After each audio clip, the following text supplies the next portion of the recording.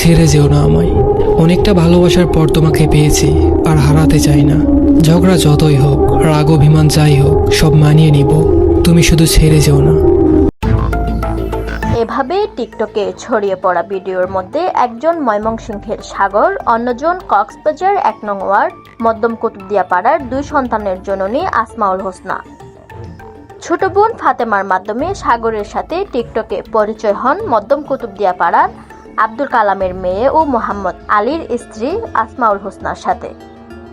এর আগে টিকটকার সাগরের সাথে প্রেম চলে ফাতেমার। ছোট বোন ফাতেমার মাধ্যমে টিকটক আইডি খুলেন ২ সন্তানের জননী আসমাউল হোসনা। টিকটক আইডি খোলার পর ফাতেমার মাধ্যমে সাগরের সাথে টিকটকে যোগাযোগ হয় আসমার। এরপর স্বামী বাইরে কাজে থাকার অনুপস্থিতিতে টিকটক ও ইমোর মাধ্যমে নিয়মিত যোগাযোগ চলে আসমাউল হোসনা ও টিকটকার সাগরের।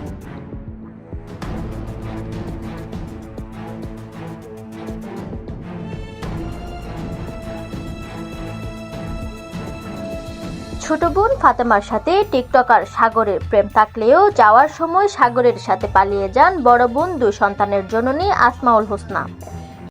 আমার বাসা হচ্ছে যে কুতুবদিয়া পাড়া, মধ্যম কুতুবদিয়া পাড়া। আমার শ্বশুর বাড়িও মধ্যম কুতুবদিয়া পাড়া। আমার শ্বশুর বাড়িও মধ্যম কুতুবদিয়া পাড়া। ওখানে হচ্ছে কি এগুলা আমার শালি ওই ছেলের সাথে কি করতো, প্রেম করতো। এখন ওই ছেলে আমার শালিকে নিয়ে না গিয়ে আমার কি ওয়াইফকে নিয়ে গেছে। নিয়ে যাওয়ার পর আমার ওয়াইফকে বিয়ে করে ফেলছে। এখন আমার ২ সন্তান নিয়ে অনেক কষ্ট হচ্ছে। এর আগে টিকটক সেলিব্রিটি হওয়ার নেশায় আসমাউল হোসনা পরকীয়ায় জড়িয়ে পড়ে সাগরের সাথে। তাদের মধ্যে চলে টানা কয়েক মাস পরকীয়া প্রেম। এরই মধ্যে গত ৫ সেপ্টেম্বর কক্সবাজারের মধ্যম কুতুবদিয়া পাড়ায় শ্বশুর বাড়িতে ২ শিশু সন্তান রেখেই টিকটকার সাগরের হাত ধরে পালিয়ে যান আসমাউল হোসনা।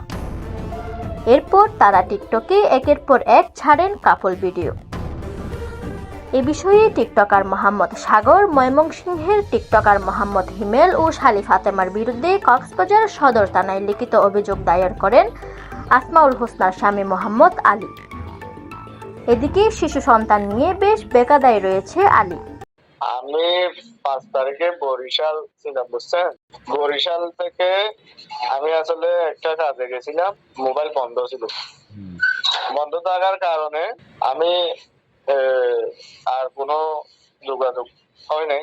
১২ তারিখ আমি মোবাইলে করছি, মোবাইলে করে দেখি যে আমাকে ফোন করছে বাসা থেকে, বলতেছে যে তোমার ওয়াইফ তো নাই, ও তো পালিয়ে গেছে। তো আমি বলছি যে কার সাথে গেছে।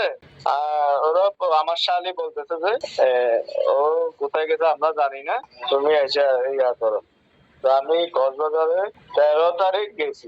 যাওয়ার পর বাসায় গিয়ে দেখলাম যে ও নাই, আমার ওয়াইফ নাই, বাচ্চা ২টা ওর বাসায় আছে। তো আমি বলছি যে ও কোথায় গেছে তোমরা জানো না, বলতেছে আমরা জানি। এরপরে আমি ৫ তারিখে এটা করছি, থানায় গিয়ে জিডি এটা করছি। করার পরে আমি খবর নিয়ে দেখছি যে সে ওই সাগরের সাথে নাকি পালিয়ে গেছে। ওরা বিয়ে করছে, কামিন করে বিয়ে করছে নাকি কোর্ট মিস করে। বিয়ে করার পর আমার সাথে একটা মেয়ে যোগাযোগ করছে। উনি বলছে যে তোমার ওয়াইফ তো যে তোমার ওয়াইফ এখানে তো বিয়ে করছে একটা ছেলেকে, তার নাম সাগর। ওর বাসা হচ্ছে যে ময়মনসিংহ উপজেলা সরাল ইউনিয়ন ব্যাপারীপাড়া গ্রাম। পরে দেখি যে ঘটনা সত্য। আর ওর বিয়ে হয়েছে যে ছবি দেখাইছে, আর ওর ২জন একসাথে কাপড় ছবি এগুলা দিছে। তারপরে আমি বিশ্বাস করলাম যে ও বিয়ে করে ফেলছে। নিয়ে গেছে বলতে ওরা টিকটকে পরিচয় হয়েছে। টিকটকে পরিচয় হওয়ার পরে ইমোতে গেছে, মেসেঞ্জারে কথা বলতে, এগুলা বলার পর তারপরে কিভাবে কি বলে ওগুলা নিয়ে গেছে। অনেক ঘটনা আছে এগুলো মূলত হয়েছে যে আমার শালি ওই ছেলে সাগরের সাথে প্রেম করছে।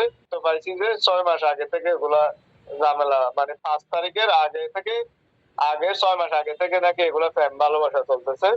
আমাকে অনেকে মুরব্বীরা আমার আত্মীয় স্বজন পরামর্শ দিচ্ছে যে, বলতেছে যে তুমি যদি একটা বিয়ে করো তাহলে তো তোমার সন্তান কেউ দেখবে না, ও দেখবে না। আর ও তো একটা জামাই পাইছে, তুমি তো একটা বউ পাবে, কিন্তু সন্তান দুটা তো ওদের নষ্ট হয়ে যাবে।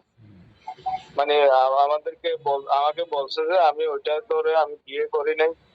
আমি চিন্তা করতেছি যে ওকে কোনো মতে এনে যদি বাচ্চা দুটা ওর হাতে তুলে দিতে পারে তাহলে আমার জন্য ভালো হয়। 2 শিশু সন্তানের ভবিষ্যৎ চিন্তা করে পালিয়ে যাওয়া আসমাউল হোসনাকে ঘরে ফেরার কথা জানান তার স্বামী। सब बस्ती में आग लगा दूंगा अगर किसी ने इसको हाथ भी लगाया तो। বয়স 24, কক্সবাজার।